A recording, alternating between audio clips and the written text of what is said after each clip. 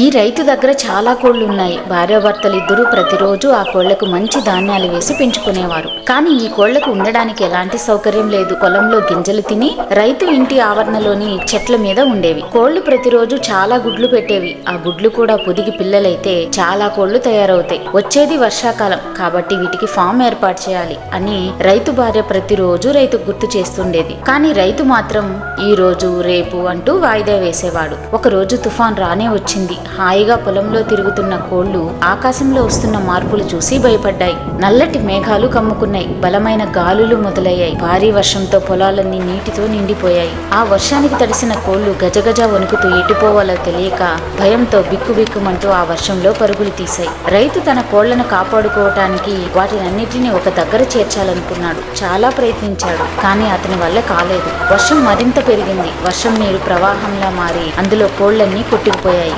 కోళ్లన్నీ కొట్టుకుపోతున్న దృశ్యం చూసిన రైతు ఆ వర్షంలో మోకాళ్లపై కూర్చొని కన్నీరు కారుస్తూ తను ఎంత పెద్ద తప్పు చేశాడో అర్థం చేసుకున్నాడు. మరుసటి రోజుకి వర్షం ఆగిపోయింది. రైతు చుట్టూ ఎప్పుడు కోళ్ల కేకలు వినపడేవి. కానీ ఆ రోజు రైతు చుట్టూ నిశ్శబ్దం అలుముకుంది. ఎంతో బాధతో ఆలోచిస్తూ నిలబడి ఉండగా ఆ వరద నుంచి తప్పించుకున్న కొన్ని కోళ్లు రైతును వెతుక్కుంటూ తిరిగి ఇంటికి వచ్చాయి. వాటిని చూసిన రైతు చాలా సంతోషపడ్డాడు. వీటినైనా కాపాడుకోవాలని వెంటనే ఆ కోళ్లకి తన భార్యతో కలిసి ఫామ్ ఏర్పాటు చేశాడు. కోళ్లు వచ్చాయి అని సంతోషం కంటే మీరు వీడియోకి లైక్ చేయలేదని బాధగా ఉంది. వెంటనే లైక్ ఇచ్చి ఛానల్ ని సబ్స్క్రైబ్ చేసుకోండి ప్లీజ్.